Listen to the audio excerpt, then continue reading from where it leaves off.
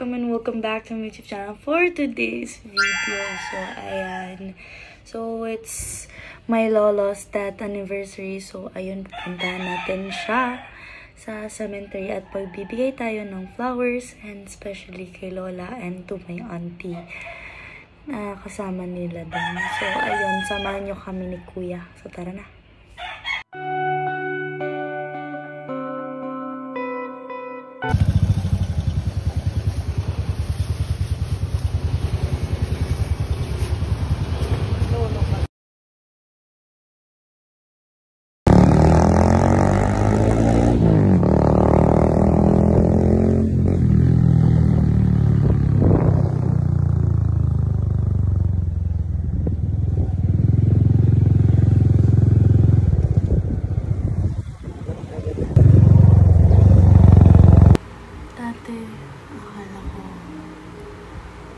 Pag nawala na yung isang tao, doon hindi matatapos yung kwento. Yung tipong doon nasasara yung libro kasi wala na siya. Pero nagkamali ako.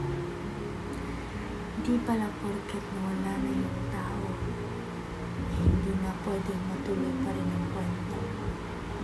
Pwede mong ituloy yung kwento kahit na alaala na lang yung natira, kahit na wala na mismo yung tao. Kasi hindi naman kailangan sa bawat kwento present yung tao, nandun yung tao. Kahit wala na, pwede pa rin naman maging kwento kahit alaala na lang, kahit natira na lang yung mga alaala. Kaya gusto ko ipaalala sa lahat na huwag niyong kakalimutan ng bisitahin, dalawin yung mga mahal niyo sa buhay. Lalo-lalo na yung mga taong nandyan sa inyo simula nung pagkabata hanggang pagtanda. Ako, binisita ko yung lola, lolo ko at auntie ko dahil ever since I was born, dahil nag-abroad si mama, sila yung nakasama ko. Kaya hindi sapat sa akin yung maalala ko lang sila. Mas prefer kong dinadalaw talaga sila kasi mas mararamdaman nila na talagang mahal natin sila pag pinuntahan natin. Ito lang paalala ko sa lahat. Huwag na huwag niyo silang kakalimutan. Huwag na huwag niyo silang kakalimutan sa mga kwento niyo, sa bawat kwento na naranasan niyo dati, sa mga kwento na sa kailan buhay pa sila, sa mga alaala na yun, sa mga panahon na yun.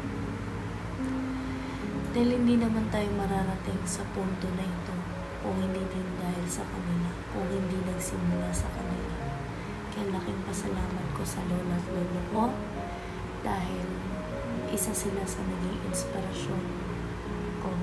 Kaya ako nandito, kaya ako lumalaban, kaya may mga pangarap ako dahil pinatunayan nila sa akin na kahit kaano kahirap ang buhay, dapat maniwala ka na kaya mo lahat. Dapat mayroon kang faith, kaya nga faith yung pangalan ng mama ko. Pero in short, ang pinapahiwatig ko sa inyo ay huwag na huwag natin silang kakalimutan. Huwag na huwag natin silang hahayaan. Dahil kahit papano, hinahanap at hinahanap din nila tayo. Yung presensya natin sa sementeryo, hinahanap nila. Yung pagsindi natin ng kandila para sa kanila, hinahanap yan nila. Yung mga bulaklak na inaalay natin o kahit anong pagkain na inaalay natin, hinahanap at hinahanap yan nila. At higit sa lahat, tayo, hinahanap at hinahanap nila. Dahil kahit wala na sila, it doesn't mean na okay na, masaya na sila dun. Mas magiging masaya sila pag inaalala natin sila.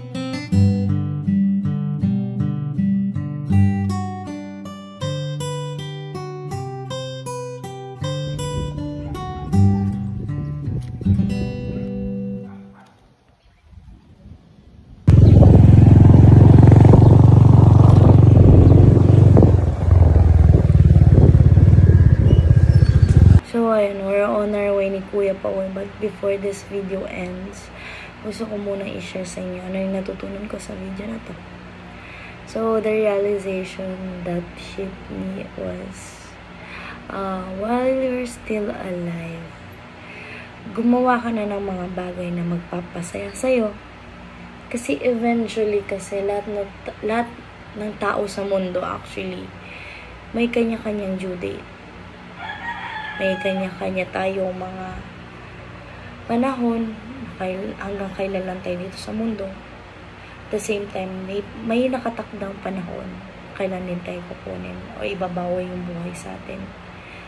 So while you're still here on this earth, in this world, living, still breathing, do the things that what makes your heart wants. Do the things na hindi mo natakot kang gawin. Ganun. Do the things na sinasabi mo, hindi mo kaya. Sinasabi nila, hindi mo kaya yan, hindi mo kaya. Gawin mo yun. Make yourself challengeful. Hindi mo nakakaya, pero makakaya mo kasi sinusubukan mo. Kasi while we're living in this world, a lot of people, siguro, na ginagawa lang yung anong kaya nila. Ano sa tingin nilang alam nila. But they're actually scared to try the things that they're not used to. Then, here comes na nagsisisi tayo. Kasi sana nasubukan ko yun. Sana na-try ko man yung once lang naman yung mayayari sa life ko. Kaya, I advise you all na try the things na hindi nyo pa nasusubukan. Malay nyo, pag nalampasan nyo, ibig sabihin, you conquered your fear. At least may natutunan ka. Kasi sa lahat ng bagay na ginagawa natin dito sa mundo, may mga kanya-kanyang katutunan yan. May kanya-kanyang lessons. Kaya I'm saying this to all of you. Kasi hindi pa tapos dito ang oras. Hindi pa dito nagtatapos yung mga panahon nyo dito. Kaya try the new things.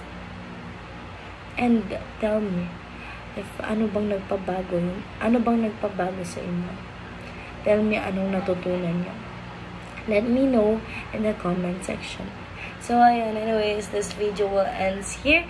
Thank you for watching, and I hope you have learned something new sa video na to. And God bless you all. Stay safe, and make sure to give the positive vibe to your friends, family, and to all of the people surrounds you. Ayan, bye!